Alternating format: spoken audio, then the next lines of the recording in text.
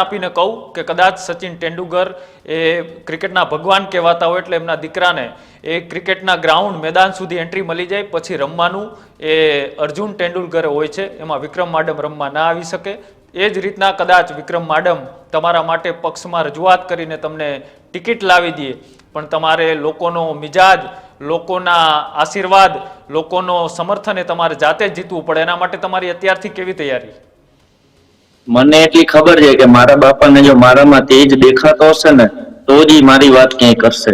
ઈ public ની જીવન આરે એના માટે ઓલું દગો નહીં કરે કે મારા છોકરાનો આગળ લેતો હોઉં। ઈ મને પ્રેમથી એમ કહી દેશે કે બેટા તારામાં એ વસ્તુ હજી નથી આવી, એટલે આપણે કાર્યકર્તા રીતે મહેનત કરો, બાકી હજી આપણે એટલા પરિપક્વ નથી થયા કે આપણે નેતા રીતે બહાર આવી શકીએ। ચૂંટણી લડવાની કેટલી ઈચ્છા?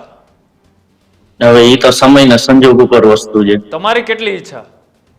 અત્યારે તો હું કઈ ના કહી શકું કેમ કે હજી એટલું હું સક્રિય જ નથી હજી કે હું તમને એનો જવાબ દઈ શકું। અને મને મારા બાપા જેમ ટેવ છે, એકવાર હું કઈક બોલી જાઉં પછી એમાંથી હું ફરી ના શકું, એટલે અત્યારે હું તમને સ્ટેટમેન્ટ ના દઈ શકું। જયારે હું પોતે જ પોતાનું પર એ વસ્તુ ઉપર મક્કમ નથી તો હું તમને ક્યાંથી કહી શકું? જેથી હોય તેથી હું તમને પહેલો ફોન કરીને પહેલા તમને કહીશ કે આજે મેં આ નિર્ણય લીધો છે। કરણભાઈ, હું ઔપચારિક વાત કરું છું, કદાચ કોંગ્રેસ પાર્ટી એવો નિર્ણય લે કે 2027માં એ કરણ માડમ છે આ સીટના ઉમેદવાર છે, તો કરણ માડમની કેટલી તૈયારી છે? કોંગ્રેસ પાર્ટી અમને જે આદેશ આપે અમારે સર આપવું પડશે।